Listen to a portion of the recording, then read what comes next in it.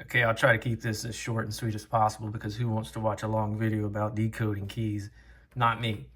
So when you need to decode keys for whatever reason, you've got pretty much two options available to you, streamlined options at least. The first is you can either use a micrometer or some calipers. For example, this is a pair of digital calipers, which are pretty useful. I've had this pair for about 15 years now. Allow you to measure, of course, millimeters is not going to work, but thousandths of an inch. Very cool, very useful, and not just keys. I mean, you can measure anything with them, anything up to, I guess here, 6 inches. So, I mean, these are very useful. Like I said, you can measure parts and get the root depth of a key you're trying to decode. So yeah, very ubiquitous. Cons to them though, number one, they don't tell you the measurements. So you're gonna have to use these in conjunction with something like a key bitting specification, where you take your physical measurements, then you look at the key bitting specification, and you correspond that measurement to a coded length. You know, if I'm measuring, for example, a pen that's, I don't know, a 295, roll it up there, it says 295. Of course, I'm not gonna be able to get it on here. Close enough. 295. Oh, what's that, Schleg? That's a 5. Or no, that's a 6. Whatever it may be, 7. But, you know, very accurate measurements, but you have to correspond it with something, so you're not just carrying this. And of course, when you're wanting to decode a key on Friday at 4:45, the battery will go out. And if you're lucky, you might have an analog one, which is all well and good, but just one less thing you have to worry about, I guess. Beyond that, you have actual key gauges. Here's one for Cava Peaks, high security, A2, A4, small format. These don't contain actual measurements. They have the coded length already pre-marked on there. So you take your key, you slide it in where it stops. Oh, stops at 5, that's a 5 cut, so on and so forth. This one's an outlier because this one has 2 key bitting specifications on it, A2, A4, but they are not all that way. For example, here's a Sergeant. It's only got 1, so that's Sergeant's 20 thousandths. Here's another one. This one's Corbin Russ, one's Z70, so Z-Class System 70. Only got 1. Oh wait, there's 2. Okay, so we got lucky on that one. This must be pre-System 70. Go to another one. Here's, this one's Wiser. But sometimes you do get lucky. Sometimes you do have multiple. Here's another one. This is does all the IC. A2, which is 2-step progression. A3, which is single step, now been discontinued. And the replacement for A3 was the A4. So here's a couple on here, which is nice. But, you know, if I'm wanting to decode a lot of stuff, and let me add a few more. Here's a Yale 25 thousandths and a 19 thousandths.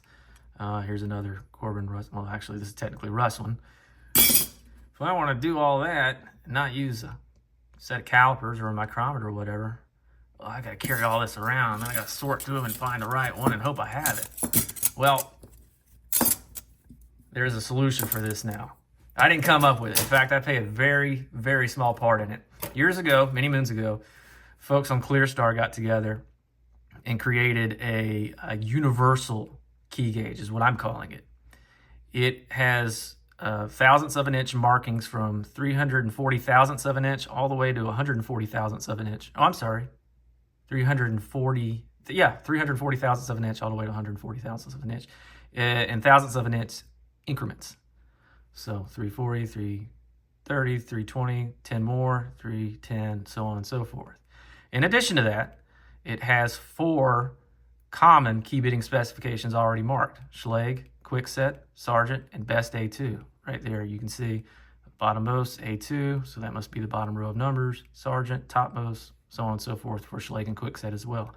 So what this will allow you to do is that 4 of the most common ones are marked.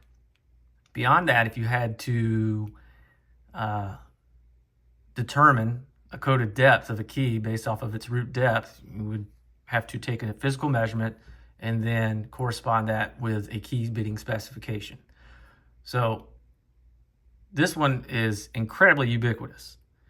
And I'll say one more thing is that I just released a book about 101 pages long. It's probably got 40, 50, maybe even 60 I can't remember how many key bitting specifications. So if you were to pair this with that, there's not much out there you couldn't take a measurement for and then decode a key.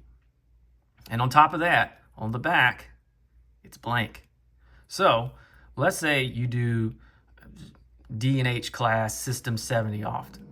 Well, all you got to do is turn this thing around and make your marks with either, like a Sharpie or something like that.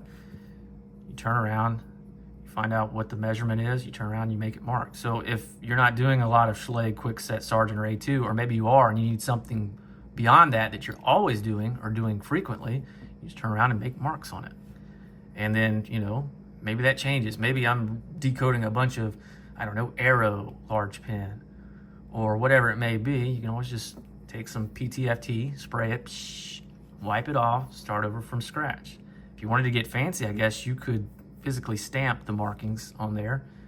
We've done that on a few of them. Actually, kind of here was the predecessor to it, the Ilko, that Ilko made, and you can see back here, we did the same thing once upon a time.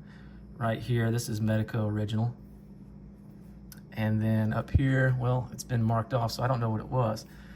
So these universal gauges, again, I don't know what to call them. I guess that's what you call them. These universal gauges can replace all of this, plus 20 or 30 more I've got at the shop. They can replace this and be just as fast. And you don't need a battery. You don't need to recalibrate. You don't need all that room. This is 7 inches by 1 inch. It's very thin, has to be thin because certain key bitting specifications or certain included angles require it. For example, some of the Medicos, especially biaxial, very tight. So I couldn't really take something like this thick and really get an accurate measurement depending on what the key condition is. But something this thin, you can slide on, get perfectly in the middle of the cut, and rest assured that you're taking an accurate measurement of it. So, like I said, I played a very small part in this, in that they're coming back out. And I was able to secure a lot of them. And we're going to start selling them because come mid to late May, they'll be in hand and we'll start shipping them. And they're not expensive at all. They're only $20 plus shipping. And this one right here was when they originally came out. If I had to guess, this thing's probably 10, closer to 15 years old. And look how it still looks. We use it almost weekly. I've got a few. Actually, here's another one back in the day. They're etched. It's not stenciled on there. I mean, it's pressed into the metal. They're not going anywhere. I mean, after 15 years of use, if that's what it looks like, practically brand new. I mean, it's got some scratches and all that. And that's a hell of a product. So what I'll do is I'm going to post in the description a link to pre-order these, $20 a piece. I will also put in a link to that key bitting specification book. So if you were to purchase this, or not, hope you do, but if you were to purchase this, you download that book. It's a PDF, print it out, or just keep it on your phone. Next time you got to decode a key, take the physical measurements, look at my key bitting specification book, determine what the key is, get the coded depth, you're good to go. So appreciate y'all taking the time to watch this. These things are the bee's knees. Everybody loves these. That's why we put them on pre-order last night. We've already got a bunch of orders already in. So thanks.